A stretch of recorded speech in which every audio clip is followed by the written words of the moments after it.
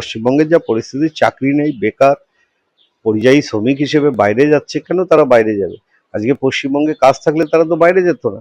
তো বাংলায় কাজ নেই, তার জন্য মানুষ ডবল ইঞ্জিন সরকার চাইছে। বিশাল এক্সপিরিয়েন্স আছে, তার জন্য তো বাংলার এই অবস্থা।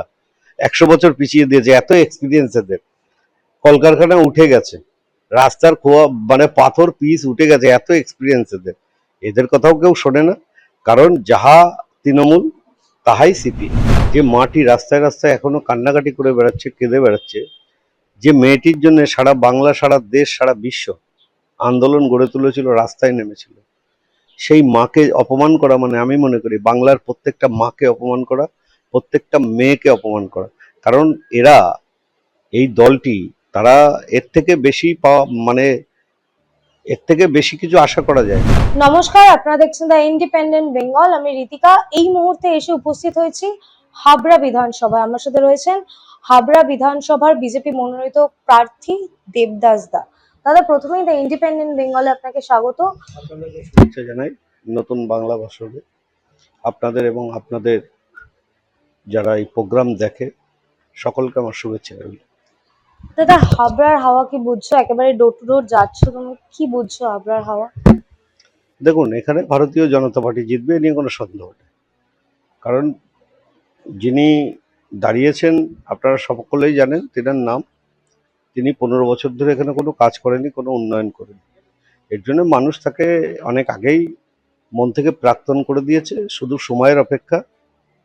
আগামী 29 তারিখে মানুষ পদ্মফুলে ভোট দেবে এবং 4 তারিখে তার প্রতিফলন হবে, এটা সকলেই জানে। 3বারের জেতা বিধায়ক এখানকার জ্যোতিপ্রিয় মল্লিক, তার বিরুদ্ধে কতটা লড়াই দিতে পারবেন? দেখুন, 3বারের বিধায়ক এটা কিছু না, সে একটা দোদণ্ড প্রতাপ নেতা ছিল, এটাও ঠিক। কারণ এত পরিমাণে ভয়, ভীতি, সন্ত্রাস এখানে করেছে এবং মানুষকে যেভাবে ভয় দেখিয়ে রেখেছিল, সে ভয় থেকে মানুষ বেরিয়ে এসছে। তারপরে তিনি মানুষের যে খাদ্য এবং বাচ্চাদের যে খাদ্য, চাল চুরি, আপনারা জানেন, চাল চুরি কেসে 14 মাস জেলও খেটেছে। অতএব মানুষ চোরকে ভোট দেবে না। হাবড়ার মানুষ শুভবুদ্ধি সম্পন্ন মানুষ, শিক্ষিত মানুষ, ব্যবসাদাররা ভদ্রঘরের মানুষ সব, তারা কখনোই কোনো চাল চোরকে সমর্থন করবে না। সেই জায়গায় দাঁড়িয়ে আপনি ডোর টু ডোর যাচ্ছেন, মানুষ কি অসুবিধার কথা বলছে আপনার?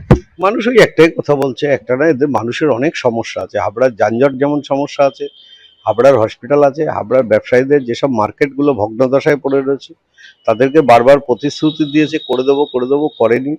গ্রামগঞ্জে রাস্তাঘাটের বিষয়গুলো আছে, আলোর বিষয়গুলো আছে, স্বাস্থ্যকেন্দ্রগুলো বিষয় আছে।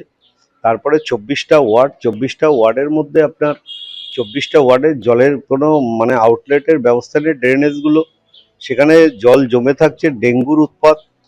তারপরে সাফ সাফাই হয় না, যেটা পৌরসভার দায়িত্বের মধ্যে পড়ে, সেই কাজগুলো হয় না।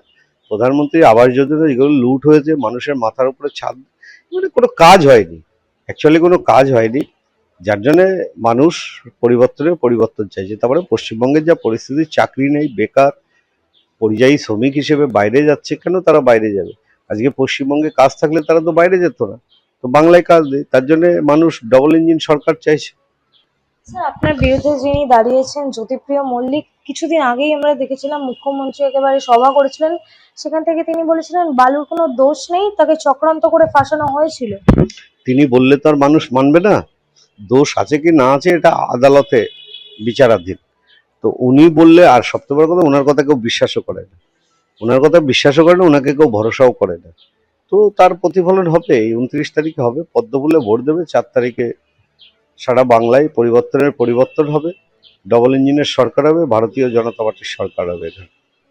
স্যার, আপনাদের দলেরই পানিহাটির প্রার্থী অভয়ার মা রত্না দেবনাথ, তাকে নিয়ে একাধিক মন্তব্য হচ্ছে, একাধিক কটাক্ষ হচ্ছে। বিরোধীরা বলছে রাজনীতি করবেন না, মেয়েকে নিয়ে অন্তত রাজনীতি করবেন না, একাধিক কথা। যে মাটি রাস্তায় রাস্তায় এখনো কান্নাকাটি করে বেড়াচ্ছে, কেঁদে বেড়াচ্ছে, যে মেয়েটির জন্য সারা বাংলা, সারা দেশ, সারা বিশ্ব আন্দোলন গড়ে তুলেছিল, রাস্তায় নেমেছিল, সেই মাকে অপমান করা মানে আমি মনে করি বাংলার প্রত্যেকটা মাকে অপমান করা, প্রত্যেকটা মেয়েকে অপমান করা। কারণ এরা, এই দলটি, তারা এর থেকে বেশি পাওয়া মানে এর থেকে বেশি কিছু আশা করা যায় না। তো আমি বলবো, অভয়ার মাকে অপমান করা মানে সারা বাংলার মায়েদেরকে অপমান করা। এর প্রতিফলন ঘটবে। হয়তো দেখুন, অনেকে নীরবে আছে, অনেকে চুপ করে আছে, তার মানে এই নয় তারা প্রতিবাদ করবেন। তারা সাধারণ মানুষ, তারা প্রতিবাদ করবে, ইভিএম এর মাধ্যমে পদ্মফুলে ভোট দিয়ে প্রতিবাদ করবে। পানিহাটির একাধিক চিত্র ইতিমধ্যে সোশ্যাল মিডিয়া আমরা দেখতে পাচ্ছি। পানিহাটিতে তৃণমূল কর্মীরা বা তৃণমূল সমর্থক যারাই হোক, তারা একেবারে এসে ওপেন রোডে অভয় মায়ের গায়ে হাত দিচ্ছেন, গালিগালাজ করছে। বলছি তো, বাংলার মানুষ এটা কখনোই দেখতে চায়নি। এই বাংলাটাকেই তো এরা, এই বাংলার যে সংস্কৃতি সেটা নষ্ট করে দিয়েছে। নালে আজকে যে মাটি আজকে বিচারের জন্য রাস্তায় রাস্তায় ঘুরে বেড়াচ্ছে, সেই মাকে পুলিশও মারে, সেই মাকে তৃণমূলও মারে।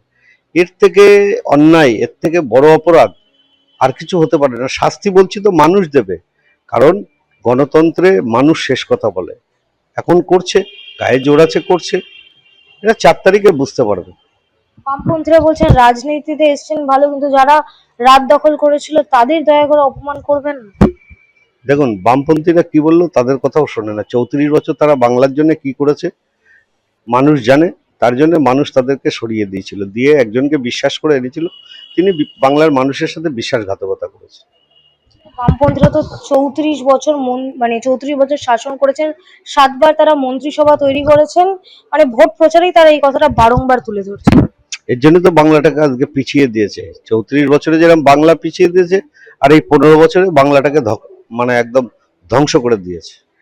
তারাও পরিবর্তনের কথা বলছেন, তারা বলছেন যে বিজেপিকে ভোট দেবে না, বিজেপির যেহেতু এক্সপিরিয়েন্স নেই, আমাদের 7বার মন্ত্রিসভা তৈরি করার এক্সপিরিয়েন্স আছে। বিশাল এক্সপিরিয়েন্স আছে, তার জন্য তো বাংলার এই অবস্থা। 100 বছর পিছিয়ে দিয়েছে, এত এক্সপিরিয়েন্স এদের। কলকারখানা উঠে গেছে, রাস্তার খোয়া মানে পাথর পিস উঠে গেছে, এত এক্সপিরিয়েন্স এদের। এদের কথাও কেউ শোনে না, কারণ যাহা তৃণমূল তাহাই সিপিএম। তৃণমূল, অন্যদিকে সিপিএমরা তো বলে যারাই বিজেপি তারাই তৃণমূল। বলছি না ওদের কথা কেউ বিশ্বাস করে? দেয়ালগুলো লেখা দেখুন, দেওয়ালগুলো লেখা দেখুন, তৃণমূলের প্রার্থীর পাশে সিপিএম এর প্রার্থীর একই দেওয়ালে। তো এতেই তো প্রমাণ হয়। তাহলে হাবড়ায় কি পরিবর্তন আসবে? 200% সময়ের অপেক্ষা। মানুষ পরিবর্তন চাইছে। একেবারেই শেষ একটি প্রশ্ন, হাবড়া বিধানসভার জনগণের উদ্দেশ্যে কি বলবেন? দেখুন, হাবড়ার মানুষ তারা সিদ্ধান্ত নিয়ে দিয়েছে। হাবড়ার মানুষ হাবড়ার উন্নয়ন চাই, আর আমি হাবড়ার মানুষকে নিয়ে, হাবড়ার মানুষের সাথে থেকে হাবড়ার মানুষের আমি কাজ করতে চাই। তাই আমার বিশ্বাস এবং ভরসা, হাবড়ার মানুষ তাদের হৃদয়ে আমাকে রেখে দিয়েছে, এবং আমার কর্মের মধ্যে দিয়ে আগামী দিন আমার কর্মের মধ্যে দিয়ে তাদের হৃদয়ে আমি থাকতে চাই। কারণ মানুষ সবাই একদিন চলে যাবে, কিন্তু তার কর্ম থেকে যাবে। তো আমি মানুষের জন্য কাজ করতে চাই, এবং সেই নাম আমি রেখে যেতে চাই। আমি মানুষকে বলবো, আপনারা একবার সুযোগ দিন। আপনাদের ঘরের ছেলে আমি আপনাদের সেবা করতে চাই, আপনাদের কাজ করতে চাই। এই যে ভোট কাটার অঙ্ক, সিপিএম ভোট কাটে বারংবার বলে, হাবড়া বিধানসভায় কি এরকম কিছু আশঙ্কা করতে পারছেন? সিপিএম এর যারা আছে না, সিপিএম এর যারা আছে তাদের কথায় তারা চেষ্টা করছে, যেহেতু তাদেরকে ফান্ডিং দিচ্ছে, আমার যতটুকু মনে হয় তাদেরকে ফান্ডিং করছে যে ভোট কাটো তোমরা।